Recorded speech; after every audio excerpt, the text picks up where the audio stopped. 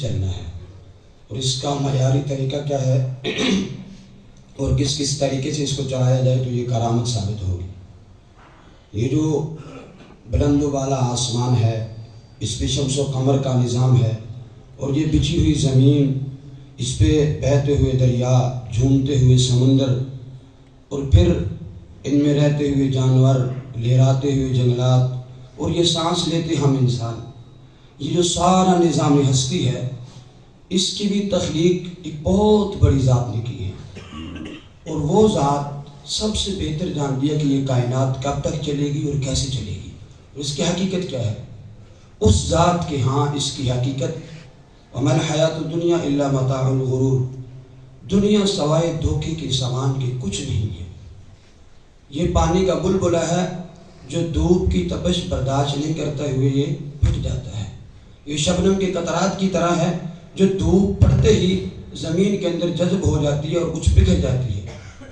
اس شخص کے لیے واقعتاً انسان یہ دنیا جو ہے خسارے کا سامان ہے۔ جس شخص نے دنیا کو دنیا کے لیے کمایا، اس نے پیسہ بھی کمایا، دولت بھی کمائی، سب کچھ کیا، لیکن جیسے ہی اس کی روح پرواز کرتی ہے، اولاد بھی یہاں رہ جاتی ہے، دولت بھی یہاں رہ جاتی ہے، مال و متاع بھی یہاں رہ جاتا ہے۔ اس شخص کے لیے واقعتاً افسوس ہے کہ جس نے دنیا کو صرف دنیا کے لیے کمایا۔ وَمَا الْحَيَاةُ الدُّنْيَا إِلَّا مَتَاعُ الْغُرُورِ۔ ہاں، اس شخص کے لیے دنیا دھوکے کا سامان نہیں ہے کہ جس نے دنیا کو آخرت کے لیے کمایا، محنت کی اس میں اللہ کی رضا کے لیے، اللہ کی رضا حاصل کرنے کے لیے اس نے دنیا کو کمایا۔ دنیا کی زندگی کی مثال یوں سمجھیے کہ ایک شخص کشتی لے کے پانی کے اندر چلاتا ہے، وہ سارا دن چلتی رہتی ہے، اس وقت تک چلتی رہتی ہے جب کشتی بذات خود پانی کے اوپر ہوتی ہے۔ جب پانی کشتی کے اندر داخل ہونے لگ جائے، اس وقت سے اس کا زوال شروع ہو جاتا ہے۔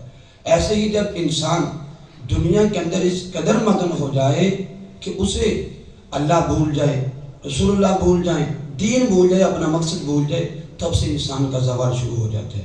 اس لیے اللہ تعالیٰ نے کہا سابقوا الی مغفرۃ من ربکم وجنۃ عرضها کعرض السماء والارض۔ اے لوگوں، یہ دنیا عارضی ہے، کچھ نہیں ہے اس میں، آپ اللہ کی بخشش اور اس جنت کی طرف سبقت لے جاؤ، دوسرے سے آگے بڑھ جاؤ جس جنت کی چوڑائی آسمان و زمین تک کی جیسی ہے۔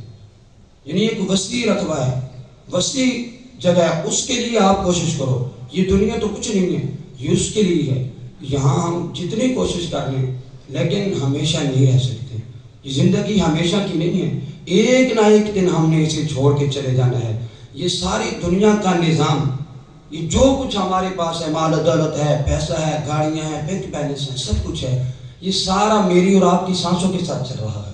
یہ جو ہم سانسیں لے رہے ہیں، یہ سارا کچھ اسی کے ساتھ ہے۔ جس دن ہماری یہ سانس رک گئی، جس دن ہماری یہ آتے جاتے سانس کا جو سلسلہ ہے یہ رک گیا، تو ہماری دنیا یہی ختم ہے۔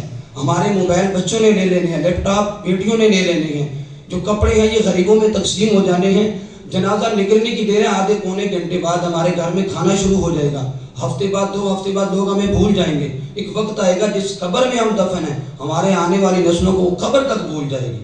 یہ سارا سلسلہ دوستو صرف سانس کا ہے۔ شاعر نے بڑا کمال نقشہ کھینچا ہے، وہ کہتا ہے کہ زندگی کی ہیں 2 جہاں، ایک یہ جہاں ایک وہ جہاں، ان دونوں کے درمیان فاصلہ ہے فقط ایک سانس کا، چل رہا ہے تو یہ جہاں، رک گیا تو وہ جہاں۔ اور ایک سرائکی کے شاعر نے بڑی کمال بات کی ہے، کہتا ہے ہر بشر باب آدم دی اولادے، گل امیراں فقیراں دی چھیڑی نہ کر، ہر کسی نے کھا کے سو جانا ہے، گل مسافراں تے مقیماں دی چھیڑی نہ کر، تیریاں کندھاں سائیں ساویلی دیاں سونے دیاں ہیں، اتھے ہی رہ جانیاں نے، کفن دی دعا کیتی کر، نصیب ہو ونجے بنگلے تے جگیراں اتھے ہی رہ جانیاں نے۔ اللہ تعالیٰ ہمیں جنت الفردوس حاصل کرنے کے لیے دنیا میں کوشش کرنے کی توفیق عطا فرمائے۔ اس رمضان کے اس بابرکت مہینے میں، بابرکت ساعت میں زیادہ سے زیادہ محنت کر کے ہمیں آخرت کی تیاری کی توفیق عطا فرمائے۔ ھذا ما عندی واللہ اعلم بالصواب۔